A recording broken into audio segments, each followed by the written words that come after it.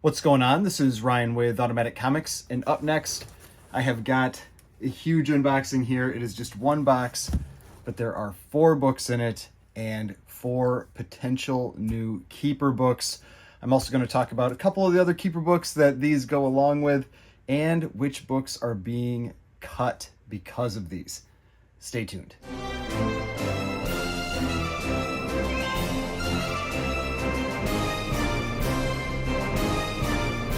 Alright, so before we get started, please remember to hit that like button and hit the subscribe button if you'd like to see more content like this.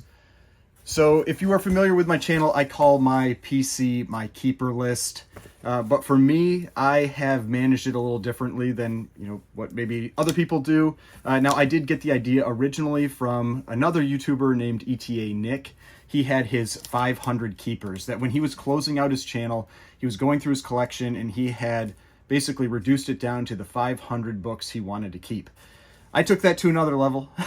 And so mine started off as my 50 keepers, and then it climbed up to like 100, and then I was like, this is getting too many. So I cut it back down to 50, then I cut it to 35, then I cut it to 25, then I cut it to 20.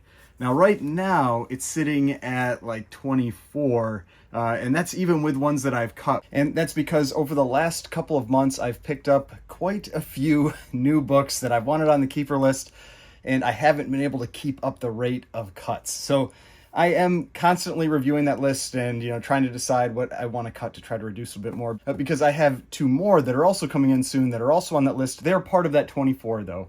So I do still need to kind of work out which ones I want to keep and which ones I want to let go. Now, I've had people say like, oh, why don't you just keep everything? And it's because I am also doing this as a business. I buy and sell comics.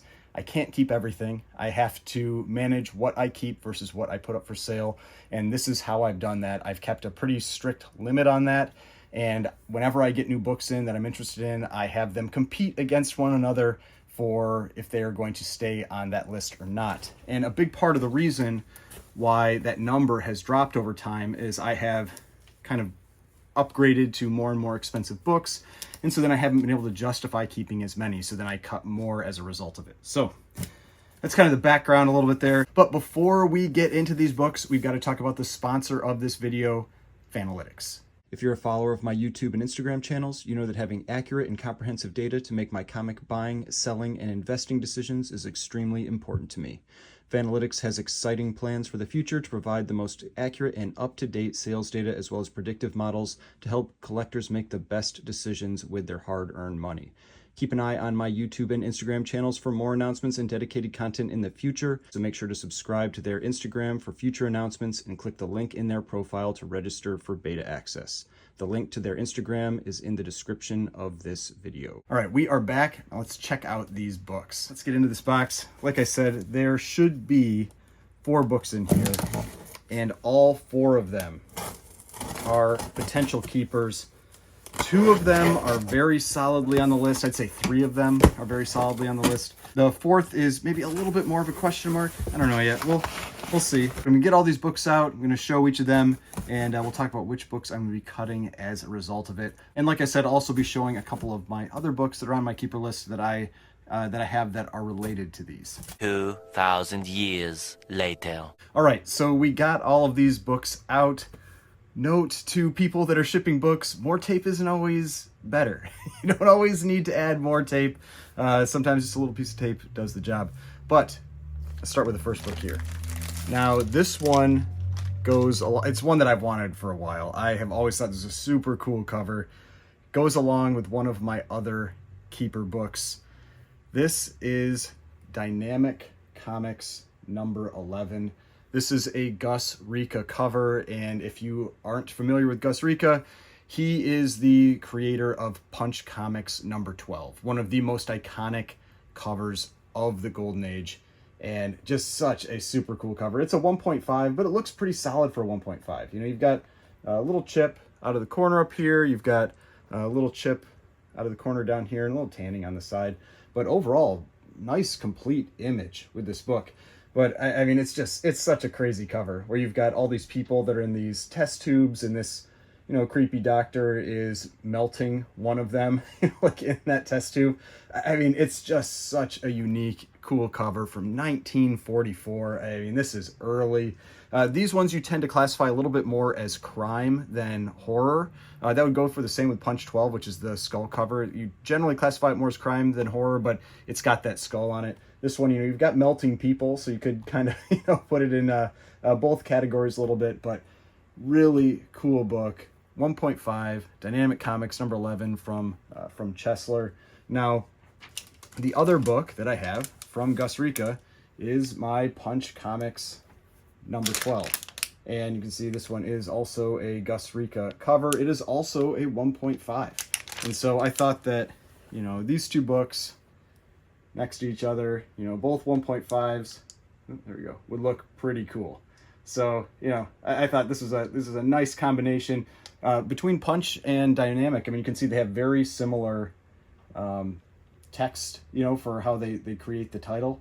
And yeah, I mean, Punch 12, this is one of my pickups of the year. I'm so excited about picking this book up. But then, this Dynamic Comics number 11, to match it, I think it's a nice combo, to go together. So I'm not getting rid of the the Punch 12. That is still on the keeper list. That is not one of the ones that I'm getting rid of. But let's talk about the next book here. So the next one, this is the one that is probably a little bit more on the edge on if I'm going to have it as a keeper book or not. And this one is Teenage Romances number 32. This is one of the Matt Baker covers. So when you're talking about Matt Baker, you've got a few different types of covers that he's known for. You've got the Phantom Lady covers, which are the kind of the more overly sexualized type covers that he did of the good girl art covers. Then you've got books like Seven Seas number 4, hint, hint, one of the ones I have coming in, where that's the traditional kind of good girl art covers. Then you have the romance covers. And this is one of the kind of the big romance covers for Matt Baker. You can see here, Matt Baker, his covers often tell a little bit of a story. And you can see that little story there where this guy is going to be leaving and she is not saying that she's going to stay committed to him after he leaves. But this is kind of one of those very well-known kind of faces that he draws for women on these covers. It's something where you can just tell that this is a Matt Baker cover. But Teenage Romances, number 32, 4.0. I mean, this is a pretty big book for Baker. So if you're wondering about kind of prices for this, a 4.0 recently sold for $3,600, and I think this one actually looks a little nicer than the one that sold for $3,600. Yeah, I mean, it is a really great looking copy, and I mean, it's a cool cover. It's one that I really like, and so I'm struggling a little bit with this one. And if you're wondering, kind of one of my other Baker books that I have that is on my keeper list, it's this one here, Phantom Lady number 17, 2.5. I got this one raw, got it graded. It has some pen and that kind of thing on the cover, but still amazing colors. Real square book. I had this one pressed by my comic presser, the Comic Book Presser. But yeah, so this is one of the other Bakers that I have on my keeper list. And I have another Baker that's coming in that's also going to be on my keeper list. And so that's one of the things, with my keeper books, what I have been leaning towards is I've been basically going after books that I consider the best or the top type of books for that artist or for that genre. And so for Matt Baker, you've got Phantom Lady 17. This is one of the books for Matt Baker. I would say this is the most well-known book for Matt Baker. Whether it's your personal favorite or not, some people like different books more. This is one of the books for him.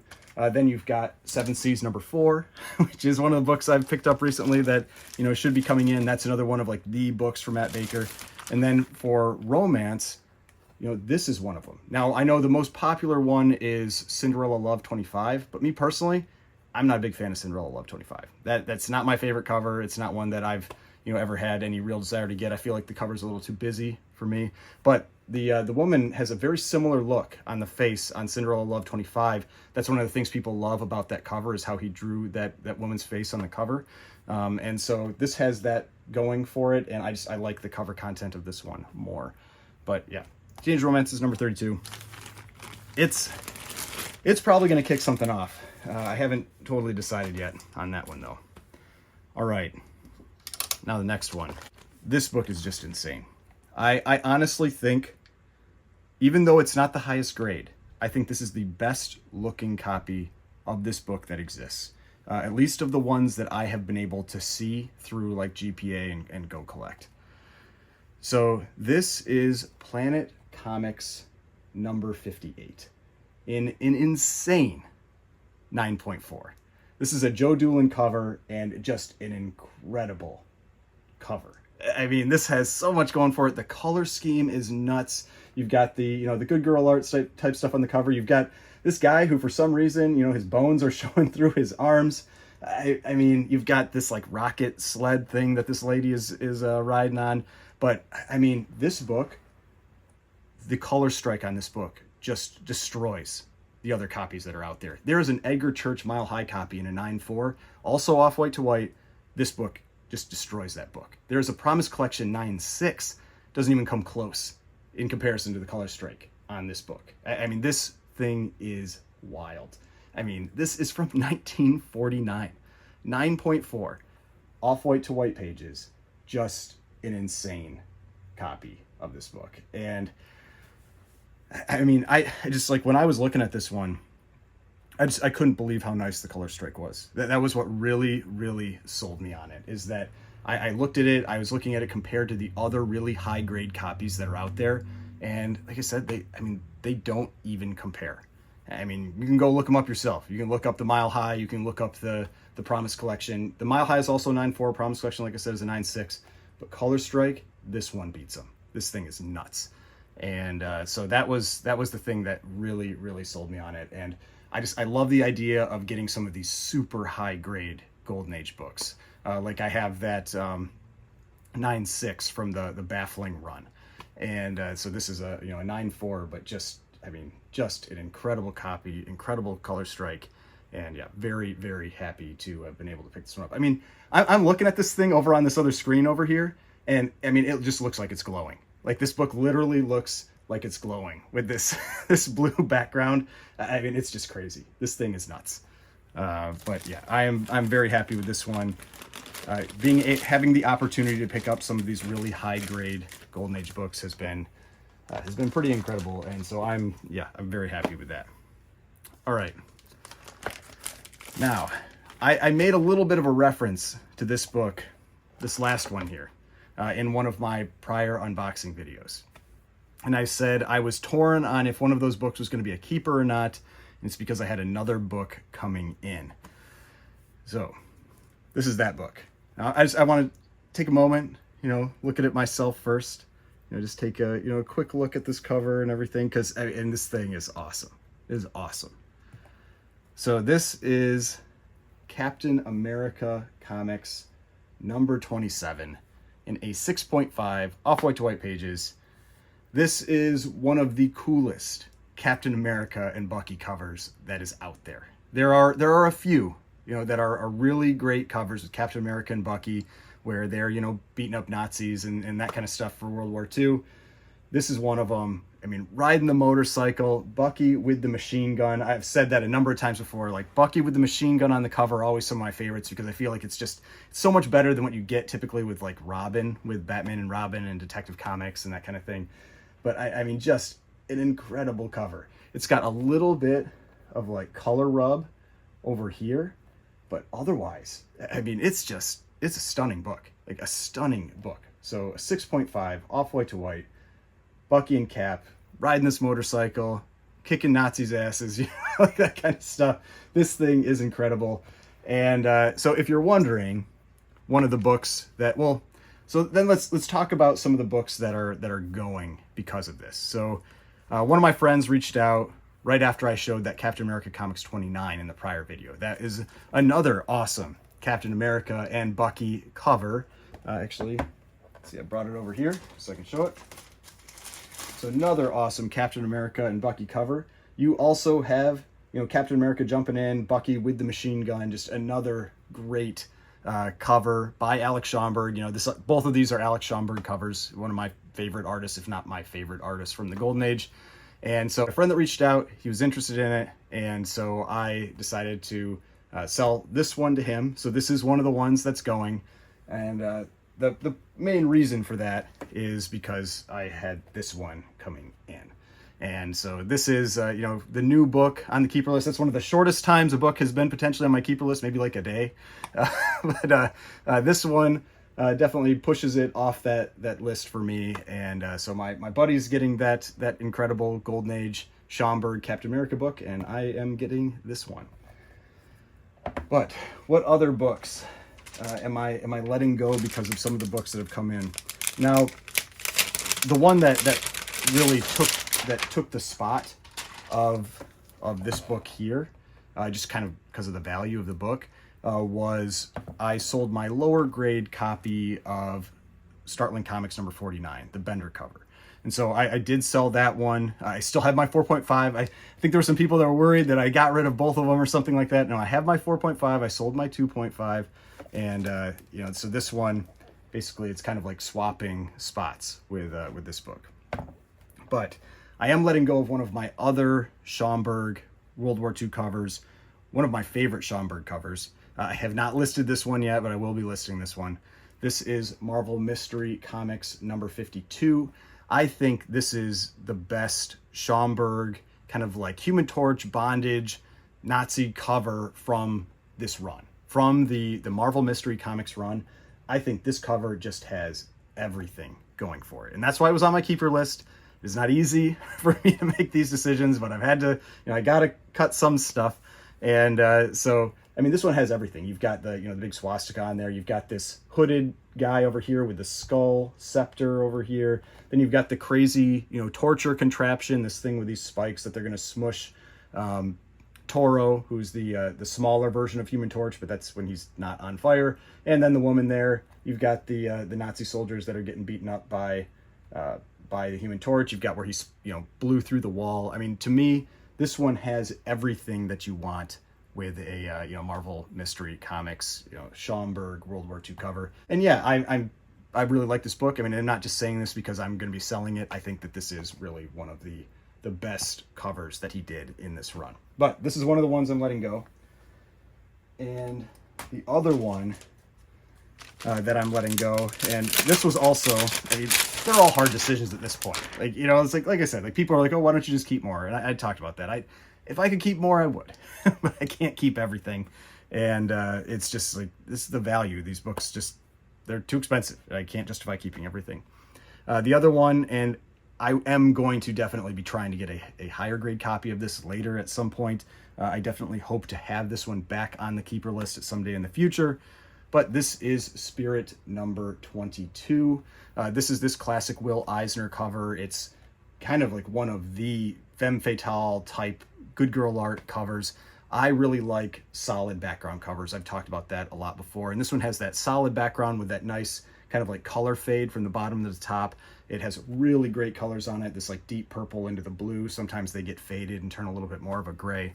But yeah, 3.5, really great copy. I really like this cover. I've had this one for a little while now. I think I've had it for maybe about a year and a half, something like that. But, you know, I'm going to be letting this one go too. So this one and that Marvel Mystery Comics are both going to get listed pretty soon once I have some time to do it. But yeah, those are the three that I have here that are going. You know, that Marvel Mystery 52, the Captain America 29, the Spirit 22, and then I already sold the Arlington Comics number 49, the Bender cover. So I have cut a good number of books off my keeper list, but I'm still sitting at 24. So I need to decide, you know, if I'm going to cut any more, if I'm going to let it, you know, drift up a little bit. We'll see. We'll see. But very excited about getting these books in. I mean, these things they're just incredible. Like, I mean, the Captain America number 27, just like I said, I think one of the best Schomburg Cap and Bucky covers that's out there. Then, you know, I'm not going to re-show everything. Just, I got to show this one again. I mean, this Planet Comics number 58 it's just insane. It is an insane book. It is just an incredible color strike, incredible presenting copy, an incredible grade. I mean, everything about it. And so real happy about this one too. But If you enjoyed this video, if you'd like to see more videos like this, like I said, I've got a couple other keeper books that are coming in, one pretty big one. So I'm really excited about those. Hopefully I'll be able to show those pretty soon. But if you'd like to see more videos like this, hit that like button, subscribe button, notification bell, all that kind of stuff. I've got more videos over here. If you'd like to see some of my other videos, make sure to check out the sponsor to this video, Fanalytics. Subscription button is right here, and I will see you in the next video.